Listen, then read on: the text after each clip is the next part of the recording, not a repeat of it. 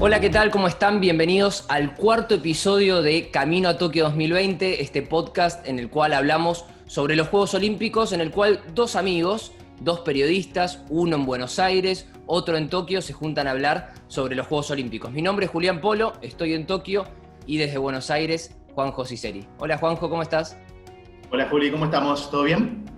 Todo bien por acá, veranito. Por acá invierno.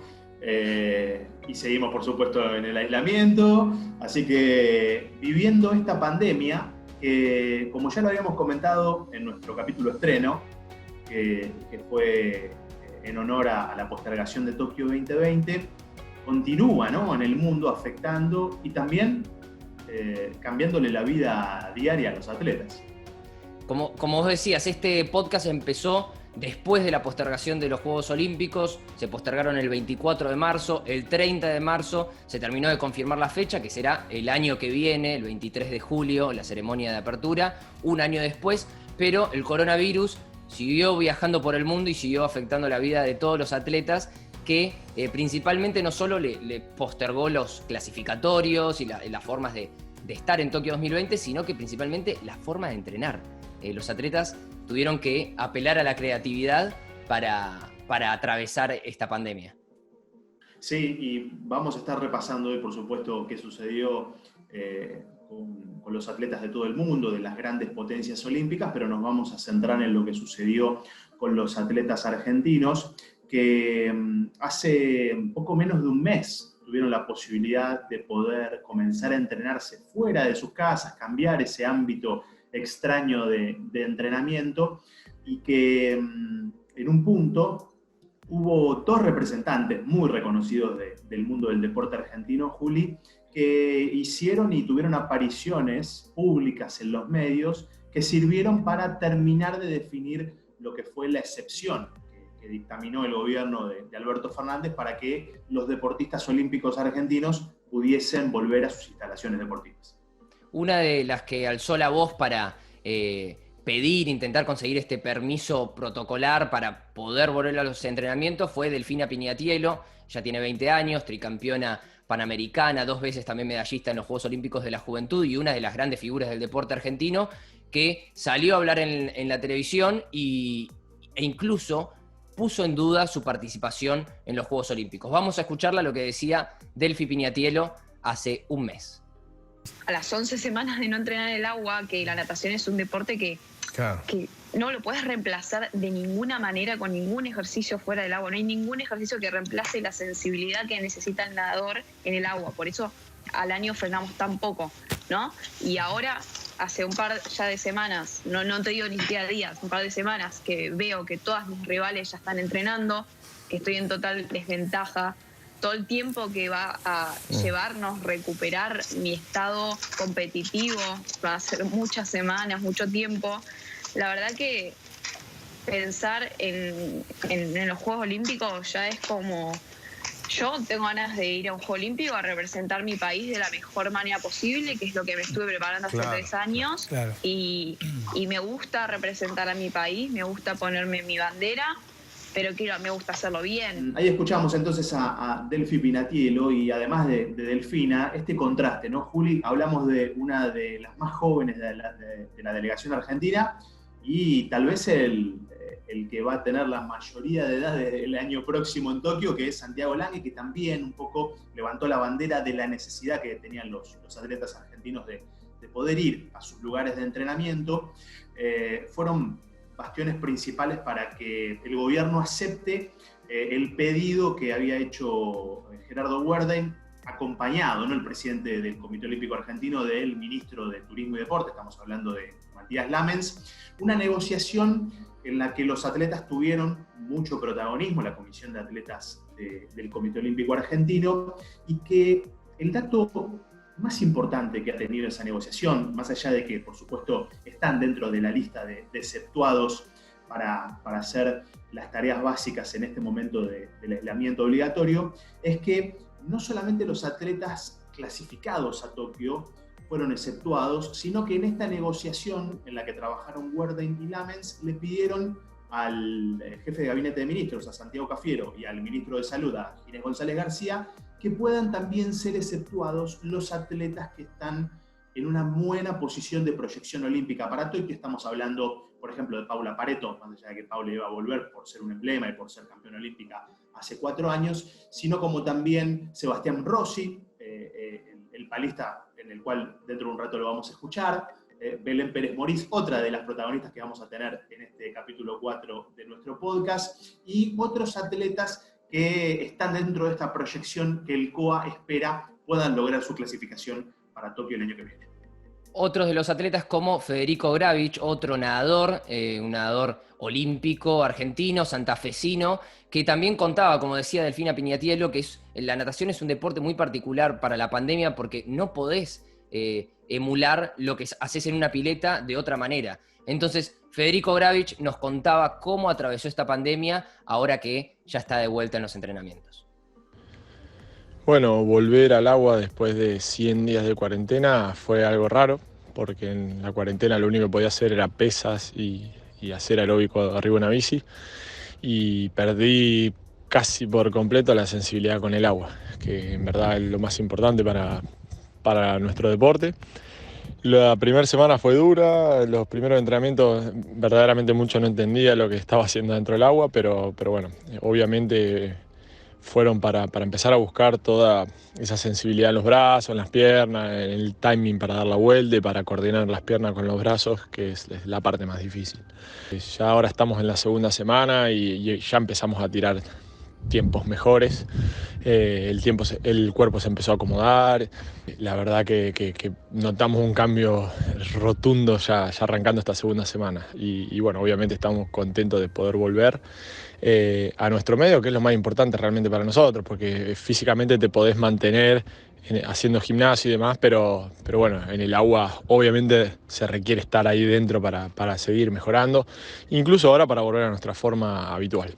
Bueno, Juli, escuchábamos a Fede y algo que me decía en off, charlando un poco de cómo habían sido las vivencias de esas primeras semanas de nuevo en el agua, es que, y también para que la gente entienda cómo cada disciplina tiene su nivel de adaptación, de regreso a su lugar en el mundo, a su hábitat natural. Fede me comentaba que él necesita seguramente 3 meses para poder volver a estar en los tiempos o a poder volver a nadar a como lo estaba nadando a mediados de marzo cuando se cerró y cuando se decretó el aislamiento. Lo decía también Delfina Piñatielo de cuánto afecta una semana de parate en el entrenamiento de un atleta olímpico. Estos atletas no solo quieren llegar para competir en los Juegos, sino estar a la altura de las marcas que ellos apuntan. En el caso de Delfina es tal vez una medalla, una final olímpica, y en el caso de Gravich, en el caso de volver a clasificar, es apuntar a las marcas que él se propone. Ese es su sueño y ese es su objetivo. Otra atleta que está buscando esas marcas, que está buscando la clasificación, es la esgrimista Belén Pérez Morís, que busca sus terceros Juegos Olímpicos y nos cuenta cómo transitó la pandemia y los entrenamientos en casa. La cuarentena sí, fue un poco difícil en un momento porque teníamos que entrenar en nuestras casas, tratar de más o menos mantenernos en forma, en el estado físico. En mi caso es un departamento chiquito, pero bueno, se hacía lo que podía. Lucas Saucedo, que es mi entrenador, nos hacía clases de Zoom y bueno, tratamos el objetivo que nos pusimos con él es el de tratar de mejorar la técnica y el desplazamiento dentro del espacio que tenía mi living. Igualmente después tuvimos ayuda del ENAR, de la federación, y nos enviaron equipamiento para que podamos mejorar un poco el entrenamiento, porque obviamente nuestras casas eran casas, no eran gimnasios, así que por lo menos a mí me faltaban varias cosas. Y bueno, así pasó con los entrenamientos hasta que bueno, tuvimos la noticia de que podíamos ir a entrenar al CENAR. Y bueno, cuando finalmente pudimos entrenar con Luca juntos en el CENAR, fue una alegría enorme. La verdad es que me sentía feliz de hacer de nuevo esgrima y bueno, obviamente siempre con el objetivo puesto en Tokio, ¿no? Así logramos esa clasificación a mis terceros Juegos. Bueno, y ahí la teníamos a Belén, ¿no? Que también otro deporte complicado para entrenar en tu casa, Juli, como es el esgrima. Ella, por supuesto, es experta en el sable. Y la posibilidad de poder ver cómo ella tenía que trabajar con su maestro, con Lucas Saucedo, y también con el resto del equipo, y la tranquilidad de poder volver a no solamente hacer movimientos de desplazamiento, ¿no? Sino realmente trabajar el posicionamiento del sable y mejorar algunas cuestiones técnicas que, al igual que la natación, la esgrima es un deporte muy, pero muy técnico. Vamos a seguir escuchando las voces de los atletas argentinos, y algo que a mí me gustó mucho en esta pandemia, o sea, a pesar de, bueno, de todo lo mal que la estamos pasando, por el aislamiento social y lo complicado que es para los atletas, es ver la creatividad de estos atletas, ¿eh? A mí me pasó de ver un jugador de vóley que jugaba con su perro, una surfista que quedó en cuarentena en una isla paradisíaca de Fiji. Después también los atletas que son doctores y están ayudando a combatir la COVID-19. También atletas que son policías, como el caso de Saúl Cravioto, que es un palista español, campeón olímpico. Hay muchos casos, hay diferentes maneras, y los argentinos nos distinguimos por nuestra inventiva, por nuestra capacidad de resolver problemas, y esto también pasó con algunos de los atletas, como el caso de Sebastián Rossi, este palista de canotaje slalom, que estaba entrenando en Francia, se tuvo que volver a Río de Janeiro dijo, bueno, mejor me voy a Río de Janeiro para competir en el preolímpico. Ya veía que la situación estaba un poco complicada, finalmente no pudo participar y volvió a su casa, donde encontró una manera muy particular de entrenar con su bote en la pileta. Que bueno, llegamos y yo me instalé acá con mi novia. Y bueno, al principio nada, tuvimos una semana de descanso, dijimos bueno, descansamos un poco. Y después, cuando vimos que cada vez era más eterno, nada, empezamos a adaptarnos, ¿no? Remando ahí en la pileta atado, con una cámara de bicicleta, mucho gimnasio, viste, aerobia acá en la bici fija, haciendo tipo tábatas también, esas clases de YouTube o todo lo que es bastante aerobia. Mi entrenador, él me manda siempre, viste, las sesiones que tenemos que hacer, por ejemplo, viste, si es una aerobia, una potencia de aerobia. Y bueno, lo que hice yo es cuando llegué acá, ver cómo adaptarlo. Y como tenía la pileta y bueno, el bote me lo traje con la pala, buscamos la forma, viste, al principio con una soga se tensa mucho y es como muy duro, viste. Entonces encontramos justo las cámaras estas de bicicleta, pusimos dos juntas como una cadena, y de eso a la soga. Y ahí es como que cuando vos remás, como que se elastiza un poco, y es como que avanza y vuelve un poco. No es tan brusco el choque como en seco, sino que es más bien más armónico. Y bueno, si bien no es lo mismo que remar, vos podés, remar, y la palada, a pesar de que es un poco más dura, te permite por lo menos entrenar en el bote. La idea es volver a Francia, yo sacarme un ticket por mi cuenta para poder volver a entrenar allá, que es donde mejor se entrena, pero tampoco sé cuándo voy a poder viajar. La idea sería para julio, espero, o agosto, poder volver y preparar el Panamericano, que va a ser en abril, que va a ser el preolímpico para clasificar a Tokio. Bueno, ahí estaba Seba Rossi. Su historia dio vuelta a la Argentina, dio vuelta a parte del mundo. La verdad que esto de tener que trabajar con su bote en la pileta de su novia y en la casa en zona norte fue muy particular. Lo veíamos ahí quedando bajo el agua y agarrando el mate. Bueno, una locura lo que hace este hombre. Increíble, ¿no? Increíble. Cosas que nosotros ni en sueño podríamos imaginar, Juli. Estos atletas lo pueden lograr. Y alguien que también hizo algo que nosotros no podríamos hacerlo, primero porque no somos gimnastas, y además porque nunca... No te veo, Juanjo, ahí.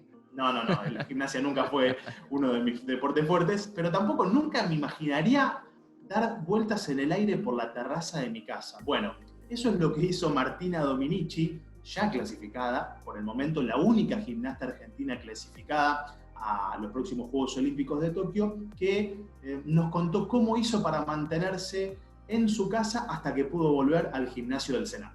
Bueno, al principio fue todo medio raro, como que no sabíamos qué iba a pasar, tampoco cuánto iba a durar. Pensábamos que iba a durar 15 días, así que empezamos con, haciendo preparación física en nuestras casas. Mi entrenadora me fue trayendo algunos elementos o aparatos de mi club y los armé más o menos en mi casa lo que podía. Hacía algunas cosas de suelo, de paralelas. Después me llegaron unas vigas. Y bueno, más o menos pude entrenar ahí. Y también la parte física.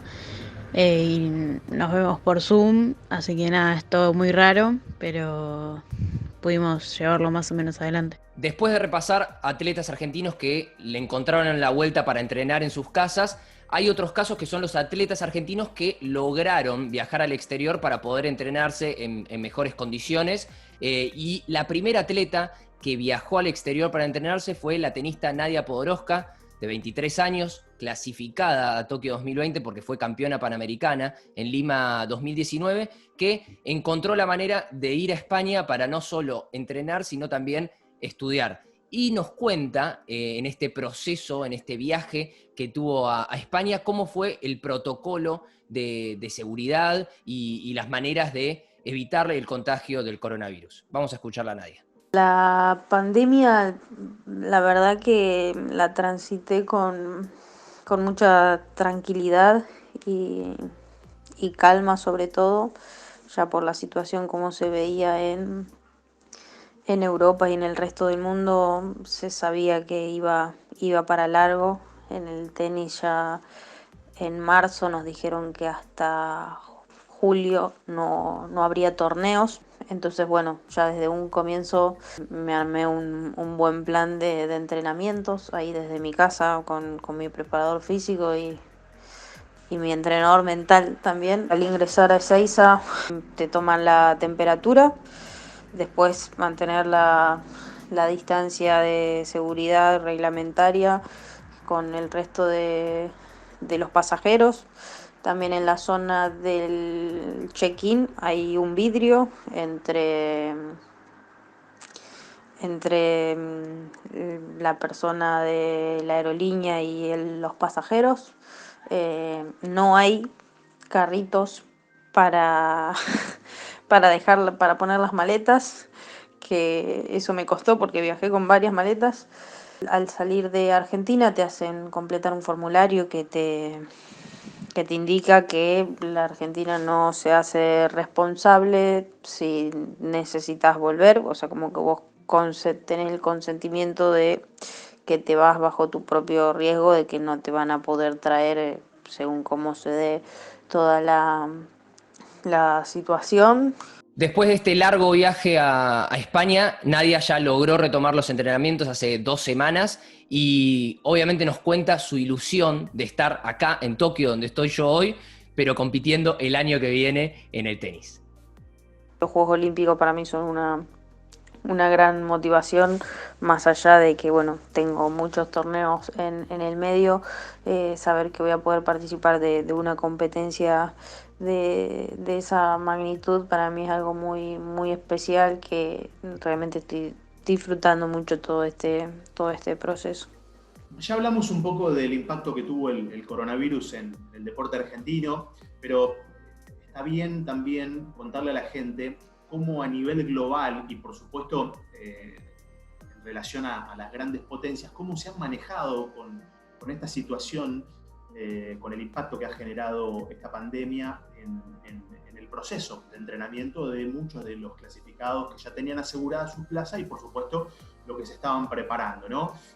Si hablamos del deporte español, que es uno de los más importantes del continente europeo, el gobierno paralizó todo tipo de proceso de entrenamiento y recién los volvió a habilitar al 1 de mayo, a que puedan regresar a sus instalaciones deportivas. Hubo ahí algún escándalo por algunos corredores que empezaron a salir en esa época y la gente estaba confinada no estuvo muy contenta, muchos sufrieron insultos, fue algo extraño que vivieron muchos atletas españoles. Después nos vamos a tal vez la gran potencia del mundo, ¿no? Como el Team USA, Estados Unidos, que cerró sus instalaciones olímpicas el 18 de marzo ya, cuando todavía la pandemia no había llegado al continente americano. Recién estaba comenzando a ser epicentro en Europa después de los primeros casos en Wuhan. Estados Unidos cerró a mediados de marzo sus instalaciones y recién el pasado 26 de junio hubo una carta oficial del Comité Olímpico y Paralímpico de Estados Unidos que le permitió reconsiderar a los atletas la chance de que puedan volver a los centros de entrenamiento particulares que tiene el Team USA en el territorio estadounidense. Vamos después a Gran Bretaña también, otra de las potencias del mundo, que terminó en el segundo lugar en el pasado medallero de Río 2016. El comité habilitó a los atletas a mediados de mayo. Ya si nos vamos a China, a donde nació supuestamente, y según ha contado la Organización Mundial de la Salud, este nuevo virus que ha golpeado con crudeza al planeta, centenares de atletas fueron encerrados, para decirlo de alguna forma, en algunos centros de entrenamiento en el norte de China para tratar de alejarlos lo más posible de la ciudad de Wuhan, donde nació el coronavirus, y otros quedaron transitando por el planeta. Por ejemplo, 600 atletas chinos, muchos de ellos clasificados y otros que estaban preparándose para lograr una plaza a Tokio, quedaron, por ejemplo, en Francia, en diferentes ciudades, entrenándose. Y si nos vamos más cerca, Juli, hablando de la potencia de Sudamérica, de nuestra región, tenemos que hablar de Brasil, que Brasil también fue uno de los primeros que impulsó la postergación de los Juegos y también fue uno de los que comenzó a movilizarse para que sus atletas saliesen del territorio brasileño, también muy golpeado por el coronavirus, con miles de contagiados por día y también con un número de muertos muy alto que lo pone en el top 5 de los países más golpeados por esta pandemia. El 3 de junio, el Comité Olímpico Brasileño mandó a 200 atletas a diferentes centros de entrenamiento en Portugal, hizo un arreglo con el Comité Olímpico Portugués y destinó una inversión de 15 millones de reales para que los atletas que tienen más chances de tener una buena actuación en los próximos Juegos Olímpicos puedan volver a entrenarse en el continente europeo. Terminando esta recorrida por el mundo de cómo las potencias del deporte mundial manejaron la pandemia relacionada con el deporte, hay que viajar a Japón. Y acá la situación, primero explicar un poco cómo atravesó Japón y Tokio la pandemia. El 7 de abril se anunció un estado de emergencia que duró hasta el 25 de mayo, alrededor de un mes y medio. En este tiempo hay que explicar que no fue una cuarentena obligatoria, sino que fue el gobierno recomendándole a la gente estrictamente de que se queden en sus casas y no salgan a menos que tengan que hacer alguna compra esencial. En este periodo los casos bajaron considerablemente hasta el punto de casi no haber en Japón y en Tokio, y en total hoy hay 20.000 casos, más de 20.000 casos y casi 1.000 muertes. Es decir que, considerando que Tokio es la ciudad más poblada del mundo, Tokio y el Gran Tokio tienen 35 millones de habitantes y la densidad de población es altísima, en Tokio es un caso excepcional en cómo manejaron esta pandemia. Pero en cuanto al deporte, hace 10 días, el 2 de junio, el Centro de Entrenamiento Nacional japonés reabrió sus puertas después del estado de emergencia, permitiendo que los atletas top y aquellos que tienen muchas chances de estar en Tokio o los que ya están clasificados puedan volver a entrenar. Estas instalaciones son, a nivel japonés, son impresionantes y la mayoría de los deportistas entrenan ahí. Otro dato interesante de cómo está el deporte en Japón es que los dos deportes más populares, que es el béisbol y el fútbol, ya volvieron a su actividad. El 19 de junio volvió el béisbol sin público y el 26 de junio volvió el fútbol también sin público. Pero este último fin de semana el fútbol volvió a tener espectadores en las tribunas de una manera bastante particular, porque solo se permiten 5.000 espectadores como máximo o el 50% de la capacidad del estadio. Esto también es como un buen ejemplo pensando en cómo se van a desarrollar los próximos Juegos Olímpicos y Paralímpicos de Tokio 2020, porque todavía el Comité Olímpico Internacional y el Comité Organizador están evaluando cuál es la mejor manera de llevar adelante los Juegos, y ya dijeron que los Juegos no van a ser como estamos acostumbrados, van a ser diferentes. Así que tal vez el ejemplo del béisbol, el ejemplo del fútbol, puedan ser como un puntapié en esta reorganización y reestructuración de los próximos Juegos Olímpicos. Sin duda, Juli, claramente vamos a vivir en una nueva normalidad porque es una situación extraordinaria la que estamos viviendo. El deporte, más allá de que haya comenzado a funcionar, se paralizó casi por completo. Países como China y algunos otros han suspendido por completo en este 2020 su actividad deportiva a nivel de competencia internacional. Han regresado algunas grandes ligas, pero claramente ya tenemos que proyectarnos en un deporte diferente a partir del 2021, con pocos meses previos a los Juegos Olímpicos, para que los atletas puedan conseguir todas las otras plazas que restan para ocupar, ¿no? Pero Juanjo, para ya cerrar este panorama mundial del deporte, tenemos un dato, siempre tenemos el dato japonés, yo sé que a vos te gusta, es un dato diferente de la cultura japonesa, pero siempre relacionado con los próximos Juegos Olímpicos.